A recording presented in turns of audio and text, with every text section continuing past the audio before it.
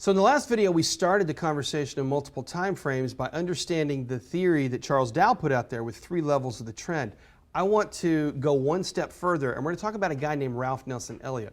Now, Ralph Nelson Elliote came along, and he's credited with what we call the wave principle. And what he did is he built upon the Dow theory of 3 levels of the trend. But what Elliote did is he recognized that trends not only are happening at multiple levels, but they're happening in patterns that we refer to as a 5-3 wave formation. That's going to be your primary impulse move there.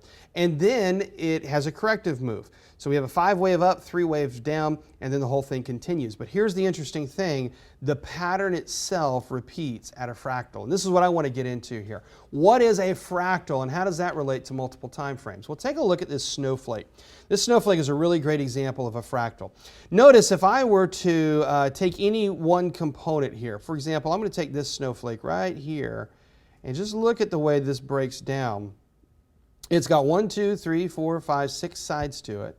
And inside of it, it's got 1, 2, 3, 4, 5. Wow, it's got 6 little snowflakes inside of it. Well, what if I go bigger? If I go one step bigger, you're going to notice that there are 1, 2, 3, 4, 5, 6. Look at that. Exactly 6 snowflakes that make up what is actually a larger snowflake with 6 sides. This is a fractal relationship. A fractal is when you've got an image that creates an image and each component of the image is a smaller or a larger variation of the exact same image. Now notice I could take this thing down, and maybe hard to see on your computer screens here, but if I were to, let's just pick one of these in here. If I were to zoom in on this little guy right here, well, notice what he is. He's got 6 sides and he's made up of the 6 smaller little snowflakes that are inside there, and each of those are made up of a smaller variation as well. This is what we call a fractal. And what Ralph Nelson Elliote discovered is he discovered that this 5-3 formation is not just happening in the market, it's happening at the various levels of trend. What are those levels of trend? Primary, intermediate, and minor. I don't care about the 5-3. Here's what the 5-3 ends up looking like. It looks like a 1, 2, 3, 4, 5 wave sequence up with an ABC correction down. That's the general principle. But I don't really care about the counting of these because there's too many variations to make this super simple. Here's what I care about. What I care about is what Elliote discovered, which is whenever you've got a 5-3 sequence here, if I take any one of these waves right here and I break it down, watch what happens. It also breaks down into a 5 wave sequence. So we got 1, 2, 3, 4, 5 waves up with an ABC corrective pattern here, and then the whole thing repeats. 1, 2, 3, 4, 5, and then you got a 5-wave corrective pattern, or 3-wave corrective pattern there.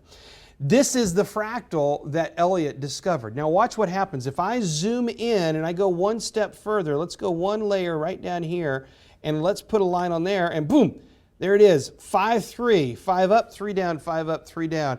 And now you start to see a primary trend, you see an intermediate trend, and you see a minor level trend. Now here's what's interesting. You ready for this one? Watch this. I'm going to draw this one on the screen.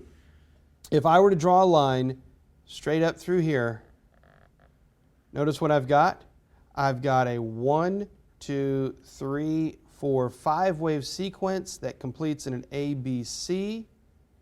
And notice what that makes. It makes part of a bigger wave 1.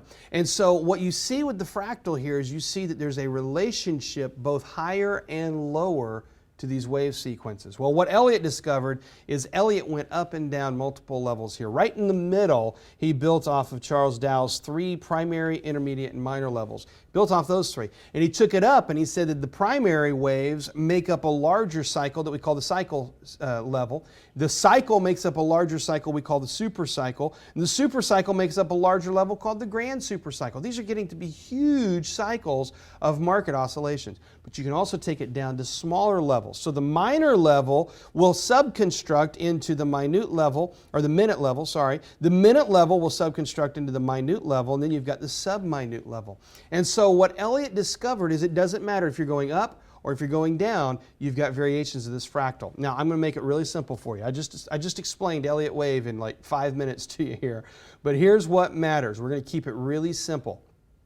The key here is to not make it complicated. The key is to understand the concept. The theory, the fractal theory is that multiple levels of trends are happening at any given time. That's the practical theory right there. That's what you need to understand. Forget 5-3, don't try to count waves, don't try any of that right now.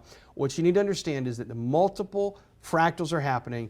Call it the 3 trends that Dow did: primary, intermediate, and minor. Keep it that simple. And if you can just identify the primary trend for any time frame and build it from there, your life is going to be really simple. Now watch how simple this starts to work. I am on a weekly chart, and it is easy to see the primary trend. It is right there. There's the primary trend. There's your old primary trend. Your new primary trend is a sideways consolidation. Now, if I wanted to identify intermediates on here, I could do that. There's your intermediate waves. Here's your intermediate waves of the new one. If we wanted to go down to the minor level, it's the black line chart there. That's the minor level. So that's really easy. You can look at this. You can say, where's the big picture trend? Just simply view that. Now watch this. That's the weekly chart. If we were to zoom in just on that right there, look at the wave construction there. Up, down, up. Okay, just look at that little picture right there. I'm going to zoom in. You ready for this? We're going all the way down to a 4-hour chart. And what do you see? I see up, down, up. But you notice that up, down, up, that was a very small minor level move on the weekly chart. It's the primary move here on a 4-hour chart. Look at that. And inside that little up, down, up actually ends up looking like an intermediate move of part of a primary trend here on the 4-hour chart. And guess what? There's a minor level move happening on the 4-hour chart. Now, is that sub-minute or minute or blah, blah, blah? I don't know, and I don't care. Here's what I know. I can look at any chart I want to, and I can quickly say, there's my primary trend. It subs down into an intermediate level, and then just the day-to-day quick movement is going to be my minor level move. Now, watch this. I'm going to highlight this over on the right side of the chart. You ready for this? You see this little squiggle? I mean, it just looks like a little minor level move here on a 4-hour chart. Watch this. We're going to go down to a 10-minute chart. And that little squiggle on a 10-minute chart looks like this nice primary trend. And inside that primary trend, you've got intermediate level moves, and of course, you've got minor level moves. Now, if I go into an intermediate, or if I go into a 10-minute chart and I say, where's my sub-minute minute level and blah, blah, blah, trying to identify all these levels of the trend, I'm going to go crazy and we'll all be confused. But if you can just look at the multiple time frames and say, there's my primary trend here, there's my primary trend there, and understand what's happening, watch how we start to pull it all together. It all works together. So notice what happened. That 10-minute chart, the primary trend of the 10-minute chart was just the little minor level move on a 4-hour chart. That primary trend on a 4-hour chart was just this minor level move on a weekly chart. And so if you want clarification, people say, I have no idea what's happening with a minor level move. Zoom into a tighter time frame. Zoom into a smaller time frame. Figure out what's happening with that primary trend. And guess what? That will bring some clarification to the higher level of the chart. And so that's why we use multiple time frames. Now here is the clincher. You ready? I've just taught the theory to you. Watch this. It works the same with cloud charts. What is the benefit of the Ichimoku system? The benefit of the Ichimoku system is that it helps identify primary trends and confirm those. Well, what if we start having primary trends confirmed on multiple time frames, multiple levels of the trend? Well, we can start to set the odds in our advantage. So take a look here. If I look at the bottom right corner, here's my weekly chart. Zoom in. I've got a clear bearish trend. That's my big picture trend is a bearish trend. Now, I do have some support coming up here. This could be an issue. Maybe if I look over here to the left, I've got some support. But the trend itself looks to be bearish, and other than that little support there, I'm clearly in the clear for a bearish trade. Now let me zoom back out, and let's go now to a 1-hour chart, to a daily chart. Now if I zoom in on the daily chart, you notice, well, on the daily chart, I'm still have a little congestion happening here, and the trend has slowed down a little bit. Does this go in line with the weekly chart? It does, because what did we see on the weekly chart?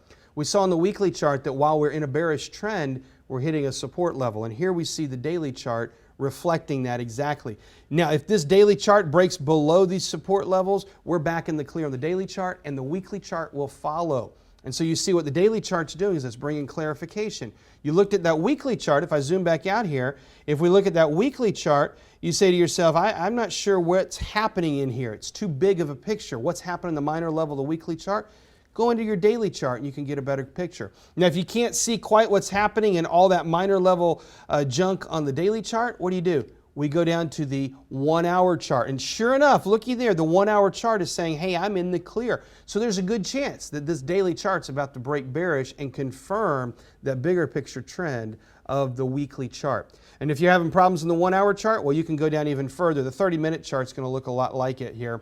You just notice that we can subdivide this even further down here where these little short-term minor pictures are showing up. But you see clearly the 30-minute chart is obviously in a bearish trend.